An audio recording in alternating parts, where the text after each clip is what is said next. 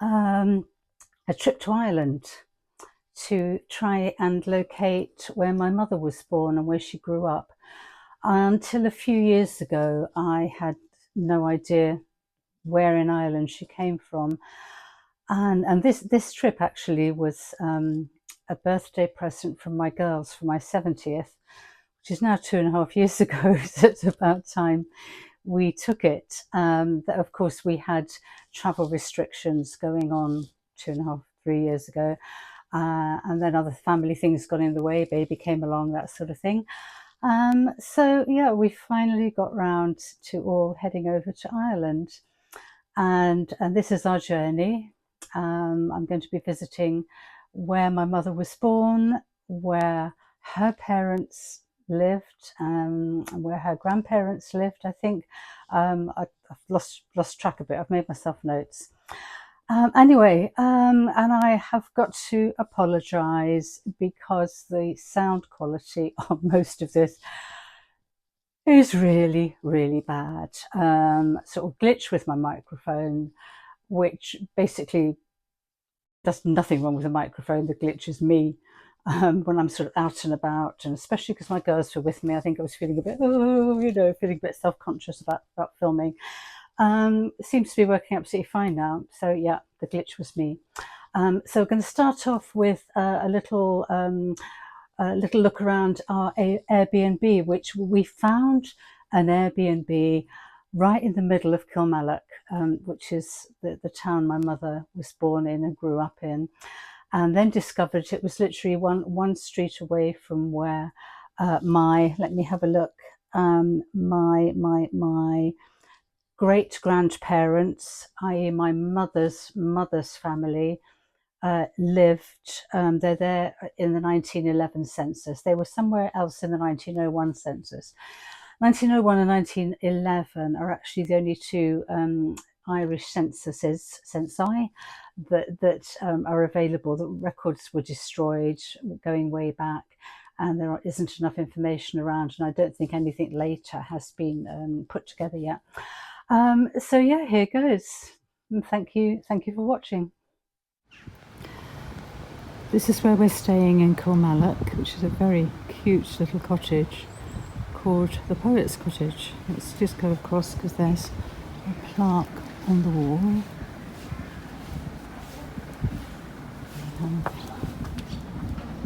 Poet's Cottage, and then down here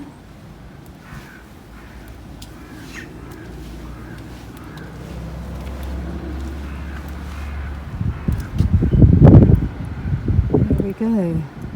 The famed poet Andreas MacGrath, or something like that, died in this house, 1795, and wrote something or other. There's no way I can pronounce. And opposite there are some similarly cute little cottages. This one is actually owned by the guy who lives in this one with the yellow paintwork, which is rather nice.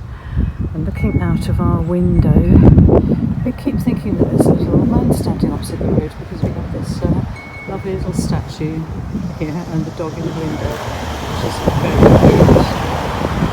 Okay, I'm heading up the road to get myself a coffee, but I'll just go past some of the other lovely cottages here.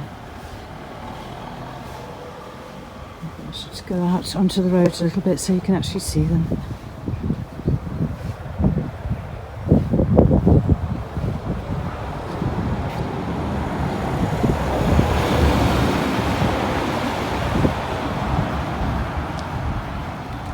Very cute.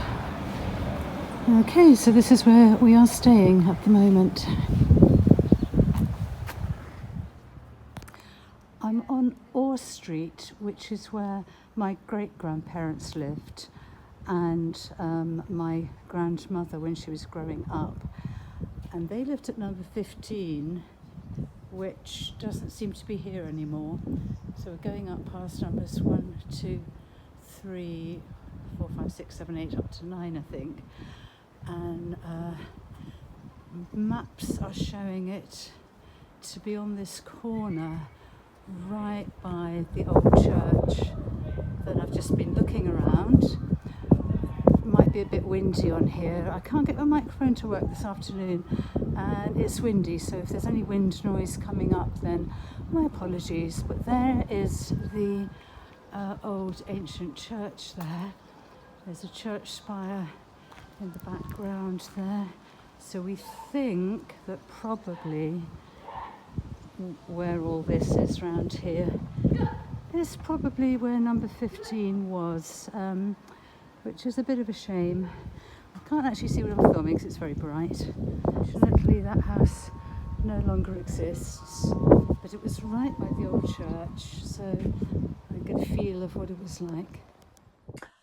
Okay, so having looked around Orr Street and discovered that the house that my mother's parents lived in was no longer there, but I think those cottages are the original ones.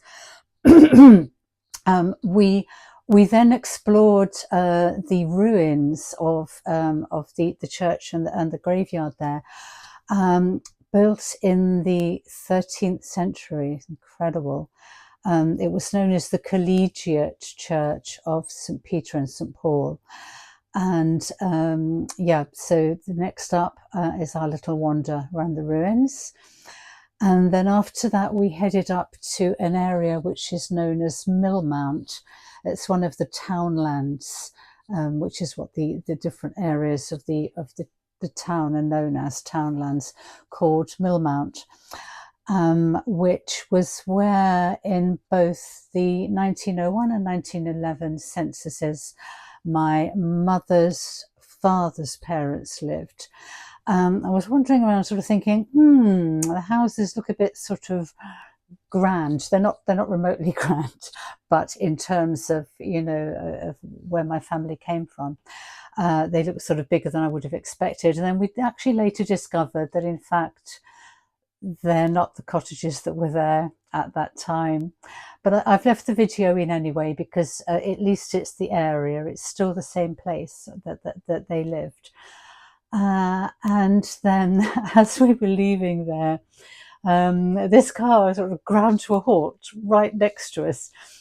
It didn't pull in, just stopped literally where she was. And the woman driving sort of said, "Are you the lady from the Facebook group just searching for Irish roots?" Okay. Yes. And it turns out that she's actually one of the ladies I'd been chatting to on a Kilmallock group that I found, where people sort of, you know, inquire about, you know, does anybody know where my family came from? Does anybody know if they're related to me? And she just sat there on the road, you know, her elderly mother in the front, her daughter in the back, sort of saying, "Oh, you need to speak to so-and-so, and you need to go here, and you need to go there." And I'd after going to Millmount, we were planning to go up to Gottoon, which my mother was born at number 8 Gottoon. I think there's 9 or 11 cottages up there called Gottoon. And they were built for the servicemen returning after the First World War, built in about 1920. And 1920 is when my grandparents, my mother's parents, are shown on their wedding certificate to be living there. And under my grandfather, it has soldier and carpenter. So it looks like they moved in there when they were brand new cottages. And that was number 8. We'd been invited already through this Facebook group to call it number 9. The lady I was talking to on Facebook, her parents lived there and they were fairly elderly, probably in their 80s, I would think. They had memories of my family. And the woman herself lived next door to them. So she came in and yeah, so we ended up, after we'd been to Millmount and we went up to Gottoon, I stopped outside number 8, my mother's former home. And the people came out and invited us in, and they'd been there for about 45 years, so they're sort of newbies really. So they didn't know a lot about my family, but they showed us the original part of the cottage, because like many of the cottages there, they have been extended. So they showed us the original part. and these incredible thick stone walls. And they showed us, this is still the kitchen, this would have been the pantry, this sort of thing. So I was there, actually in the house that my mother was born in, grew up in, lived in when she was married.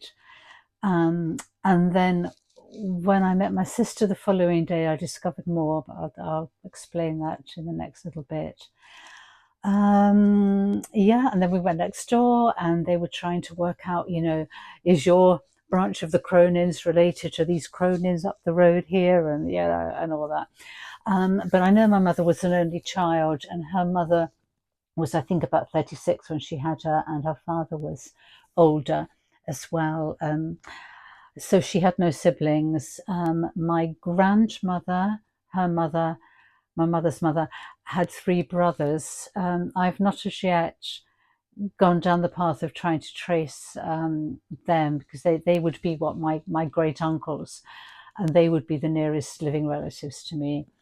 So anyway, here is the next little bit.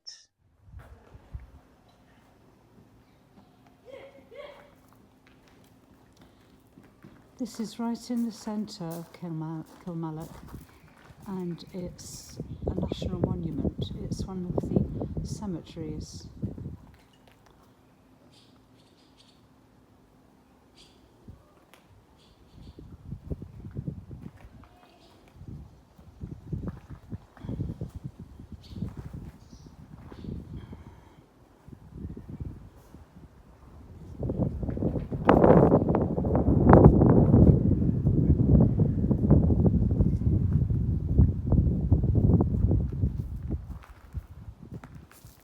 It's interesting seeing half a dozen names repeated over and over and over. It's very much sort of clans, really, and Cronin is one of them.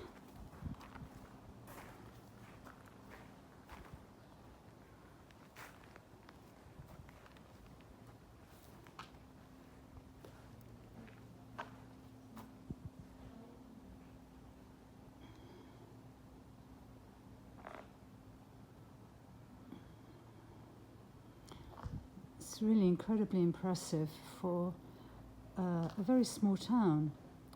But actually Kilmallock, as it turns out, has quite a history. It was quite an important medieval town. A lot of ruins around. After having been a medieval town, it did fall into disrepair for an awfully long time.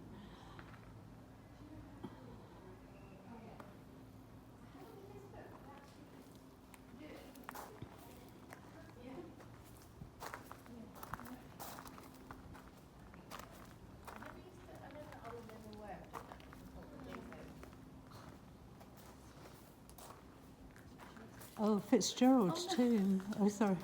I'm trying not to film you either. Let's have a look.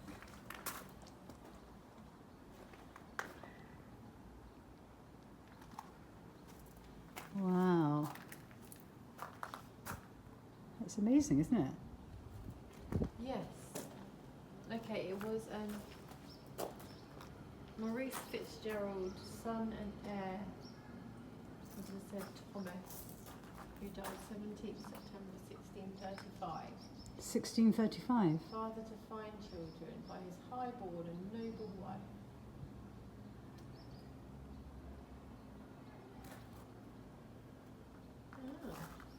So Fitzgerald. Ella Fitzharry. Alright, I think I might stop filming and just take a few photos. We're now in an area called Millmount, and this is where my great-grandparents on my grandfather's side, so my grandfather's parents lived. They were here at number 3 Millmount. I doubt it had that porch on the front in the 1901 census. And I think if I go round the corner, we will find number 9, which is where they lived when it was the very noisy road 1911 census.